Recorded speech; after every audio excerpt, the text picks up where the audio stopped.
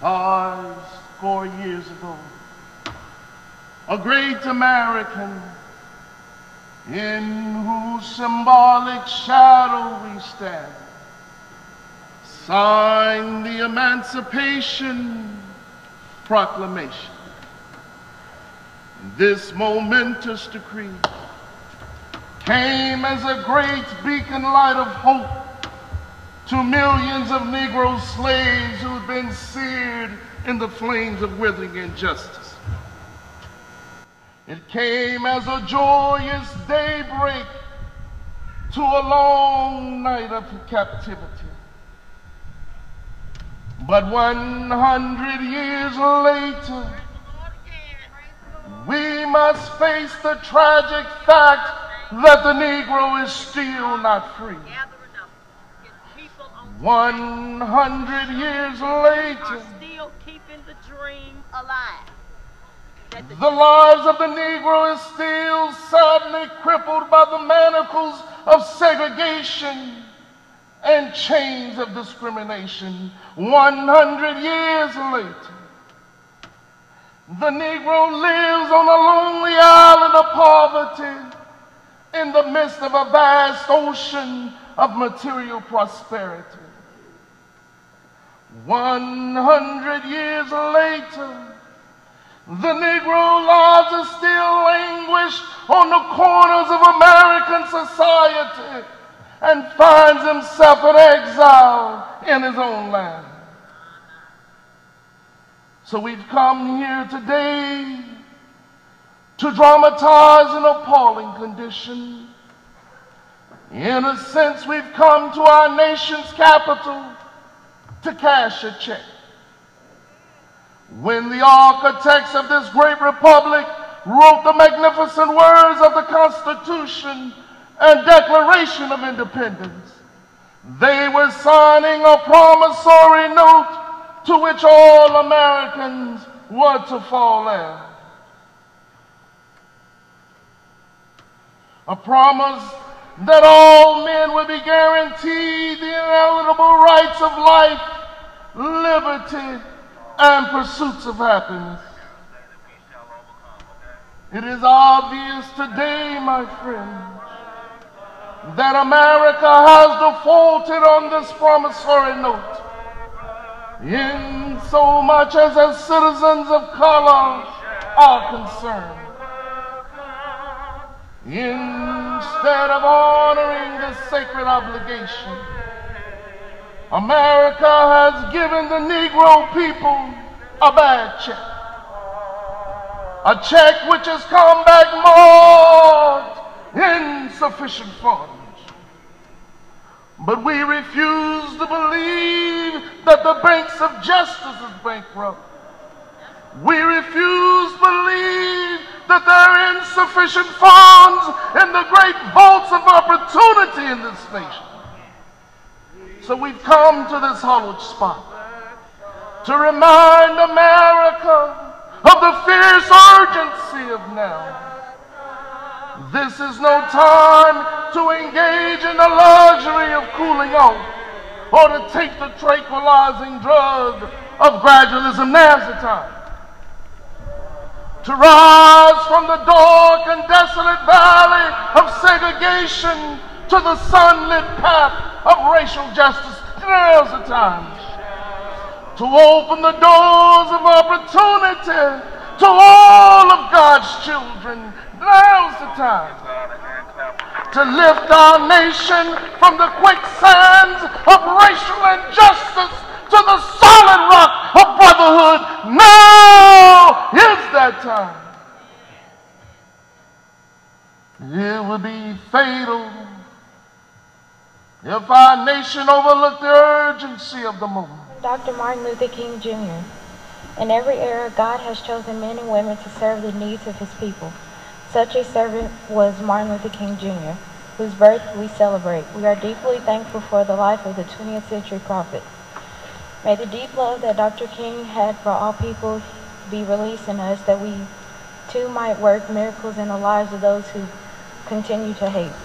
Dr. King taught taught that only love can overcome hatred, bitterness, and fear. But let joys roll down like water and righteousness like an overflowing stream.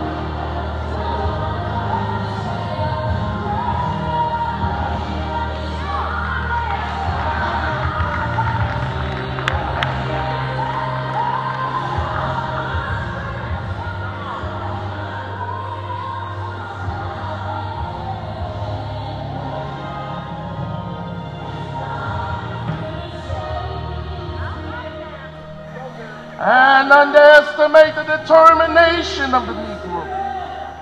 This sweltering sum of the Negro's legitimate discontent will not pass until there's an invigorating autumn of freedom and justice. 1963 is not an end, but a beginning. Those who hope that the Negro needed to blow off steam and would now be content will have a rude awakening if this nation should return to business as usual. There will be neither rest nor tranquility in America until the Negro is granted his citizenship rights. The whirlwinds of revolt shall continue to shake the foundations of our nation until the bright day of justice emerges. But there is something that I must say to my people who stand on the warm thresholds of justice. In the process of gaining our rightful place, we must not be guilty of wrongful deeds. Let us not seek to satisfy our thirst for freedom by drinking from the cup of bitterness and hatred. We must forever conduct our struggle on a high plane of dignity and discipline. We must not allow our creative protest to degenerate into physical violence. Again and again, we must rise to the majestic heights of meeting physical force with soul force. We cannot walk alone. I just wanted to speak for a couple of minutes because we live in a violent society. There's no secret about that, especially here in Springfield, Tennessee. But there's a pattern to the types of people that we deal with in this violent society. We as the police department, as we investigate these, as we speak to people, we find a pattern, especially those who are willing to be violent and hurt other people. And we find that those are people essentially who live without hope. We find that those are people that live without education. They have no job, they have no prospect. They believe they have no future. And as a result of that, if they don't value their life, they don't value your life. So what can we do about it? Well, I'm going to give you just a couple of pointers today I think will be helpful. The first is we need to instill hope in our young people. And there are different ways of doing that. We're going to talk a little bit more about it, but the first thing we have to do is we start with the man in the mirror. We start with the woman in the mirror. And we stop letting others raise our children. And the others I'm talking about are our televisions, our video games, and our movies.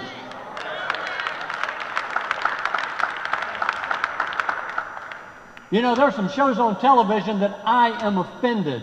And I have seen violence, and I am horribly offended by these things. My daughter, one of my daughters is a teacher. And last week they were talking about about their favorite television shows, and a 7-year-old said his favorite show was The Walking Dead. I don't know if you've ever watched this, but there is no child that should be watching this. In my opinion, there's no adult who should be watching this show. The gross violence goes beyond. We're not talking about just killing zombies. We're talking about a child having to kill his mother, a sister having to kill her sister.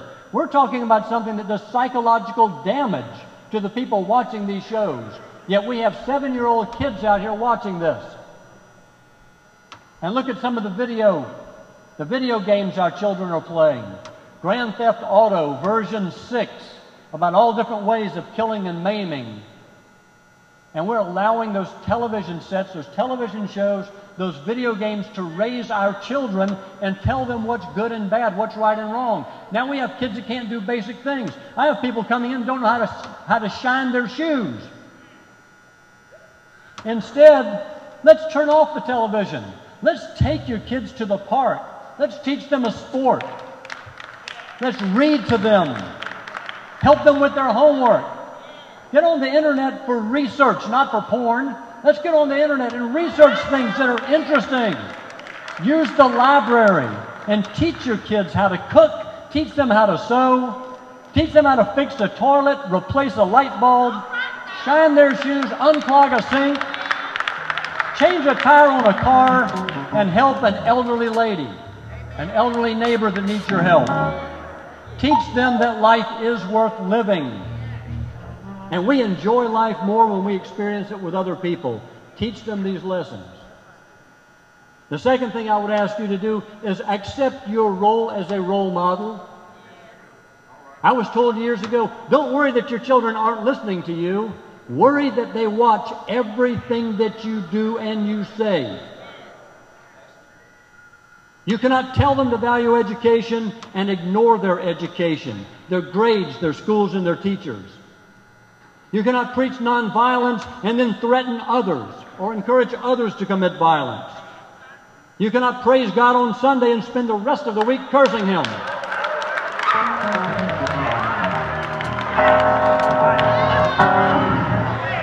You cannot teach respect and disrespect others, calling them insulting names, using racial epithets and cultural insults against your own family and friends.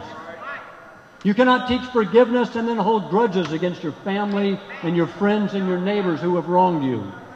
And you cannot teach patience and lose your patience because somebody cut you off in traffic or somebody was taking too long to pay at the Walmart. And you cannot preach about peace while you glorify violence and killing and revenge. We need to accept our roles. You are the most powerful teacher in the life of a child. More powerful than the teacher at school, the preacher at church, or the mass media.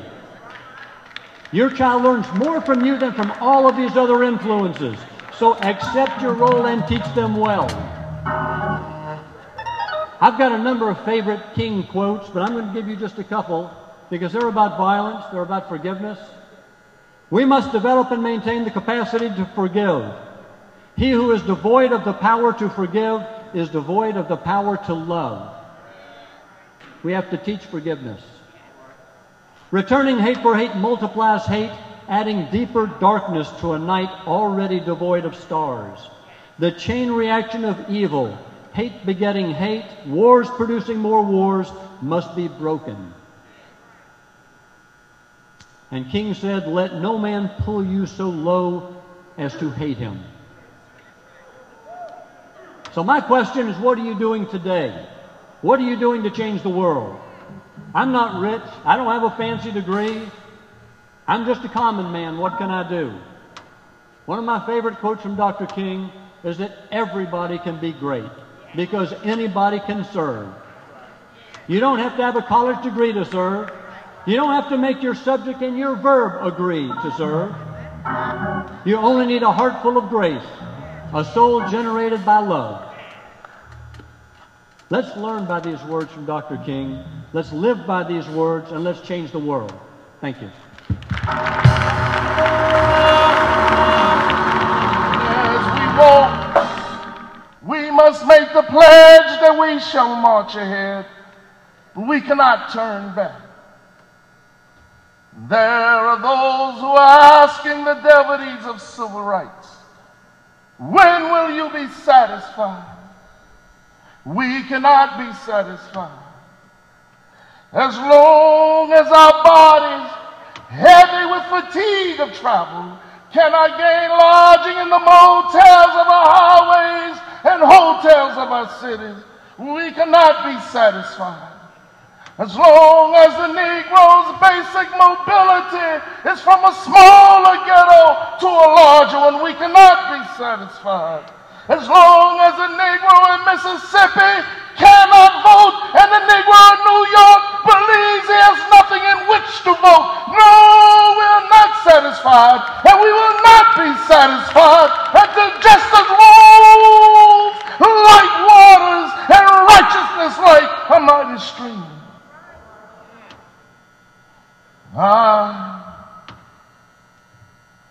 I'm not unmindful that some of you have come out of great trials and tribulations. Some of you have come fresh from narrow jail cells. Some of you have come from places where your quest for freedom has left you battered by the storms of persecution and staggered by the winds of police brutality. You have been the veterans of a creative suffering. Go back to Mississippi. Go back to Alabama. Go back to Louisiana. Go back to the slums and the ghettos of our northern cities, knowing that somehow this can and will be changed. I say to you today, my friends, that in spite of the difficulties and frustrations of the moment, I still have a dream. It is a dream deeply rooted in the American dream. I have a dream today.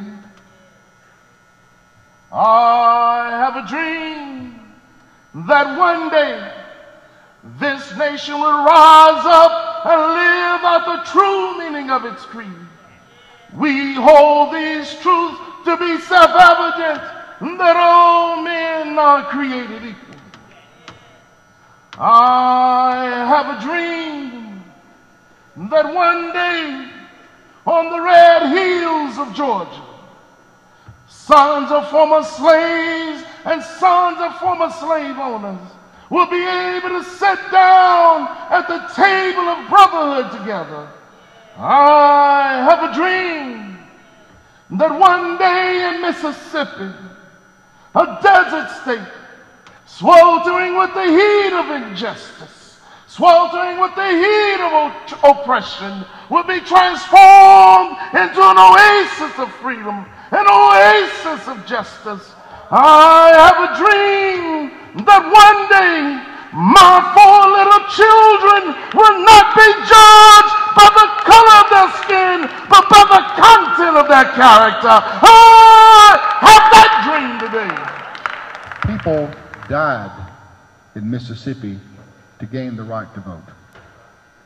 So I want to encourage you to do all that you can to encourage people, first of all, to register to vote, to become politically engaged, to familiarize themselves with whom they should vote, and then to stand for office themselves. And I think that's especially true on the local level. We hear so much about politics and government on the national level because we see it on TV every day. A little bit less about government on the state level, but then virtually nothing about what goes on locally. And what goes on locally does more to impact your life and my life than any other form of government. So I ask you to be engaged, I ask you to be informed, and most importantly, to teach our young people that they have not just a right, but a responsibility to be engaged. And I think that's one of the main things that Dr. King taught us, and that generation got it. It is now up to us to imbue the new generation with the idea that we all must have that responsibility. Thank you for allowing me to be a part of this. God bless you. You are why I think I have been called to public service. It's been an honor for me to serve as your county mayor. And if I can never be of any help to you, I'm always as close as your phone. God bless you.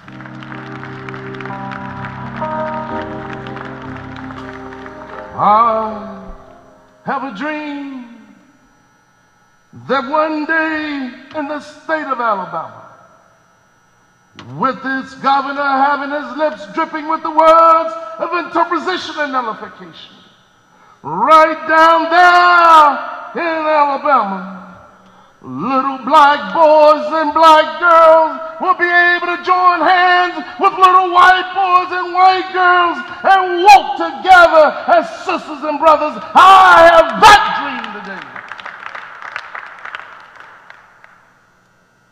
I have a dream that one day every valley shall be exalted. Every hill and mountain shall be made low. The rough places will be made smooth, and the crooked places will be made straight. And the glory of the Lord shall be revealed, and all flesh shall see it together. This is our hope. This is the faith in which I return to the South. With this faith, we will be able to hew out of the mountain of despair a stone of hope. With this faith, we will be able to transform the jangling discords of our nation into a beautiful symphony of brotherhood. With this faith, we will be able to work together, to pray together, to struggle together, to go to jail together, knowing that we will be free one day. This will be the day when all of God's children will be able to sing with a new meaning. My country, 'tis of thee, sweet land of liberty of thee I sing. Land where my fathers died, land of the pilgrim's pride. From every mountainside, let freedom ring. I thought it was interesting to note that many of our great civil rights leaders were prepared for leadership. Did you know that Dr. Martin Luther King had 2 bachelor degrees? He had a degree in sociology from Morehouse College. He was such a prodigy that he skipped the 9th and 12th grades. He never formally graduated high school before going to college. He went to college at 15 years old. Did you know that he has a bachelor's degree in divinity from Crozier Theological Seminary? And then when he was attending that, he also took courses at the University of Pennsylvania, which is an Ivy League school, one of the best universities in this country. Did you know that he has a Doctor of Philosophy degree in systematic theology from Boston University, one of the very best universities in this nation? And he also studied at Harvard when he was a student at Boston University. Did you know that his successor, Reverend Ralph Abernathy, who succeeded him as the head of the Southern Christian Leadership Conference, has a bachelor's degree in mathematics from Alabama State University? Who knew? A master's degree in sociology from Atlanta University. Jesse Jackson has a bachelor's degree in sociology from North Carolina A&T University. Medgar Evers, who gave his life for the civil rights movement, had a bachelor's degree in business administration from Alcorn College.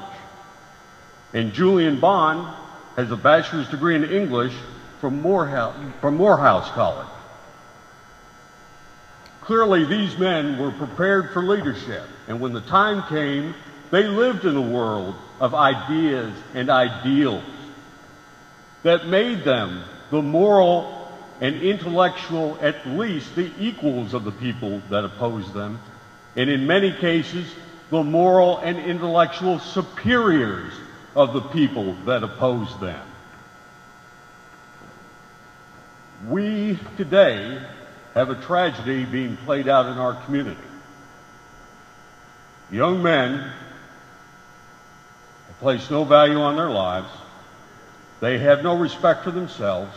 and they have no respect for others. And if one person says one thing to disrespect them, their thought is to kill them. And they do kill them. Stop the violence. Like plants need water, children need encouragement, positive reinforcement, and support. And they need it throughout their lives. We all need this. And I'm going to tell you that to stop the violence, we need to give positive reinforcement, encouragement, and support for a lifetime to everyone in our community. And if we'll let freedom ring, we'll let it ring from the hilltops of New Hampshire. We'll let freedom ring from the mighty mountains of New York. We'll let freedom ring from the heightening Alleghenies of Pennsylvania. Let freedom ring from the snow-capped Rockies of Colorado. Let freedom ring from the curvaceous slopes of California. We'll let freedom ring from Stone Mountain in Georgia, from Lookout Mountain of Tennessee, from every hill and molehill of Mississippi. Let freedom ring.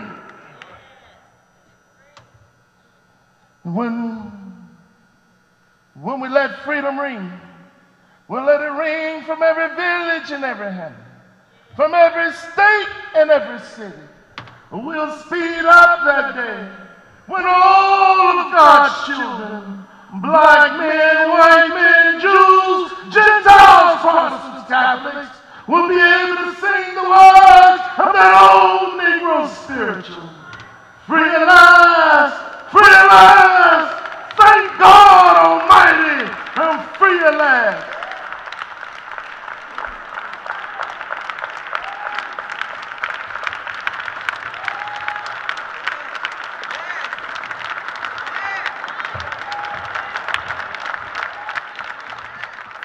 Wait a minute. One more thing. Keep your eye on the center of the screen. This is Jim Ball at Stewart Williams Furniture in Springfield. And believe it or not, I'm running right at the camera in the center of your screen. But you can't see me yet because this place is enormous. They're easy to find near downtown Springfield at the intersection of Memorial Boulevard and 8th Avenue, just down the hill from the post office. If you're price conscious, they've got you covered there too, with beautiful furniture and furniture sets that won't cost an arm and a leg. So come on by today because this place is huge.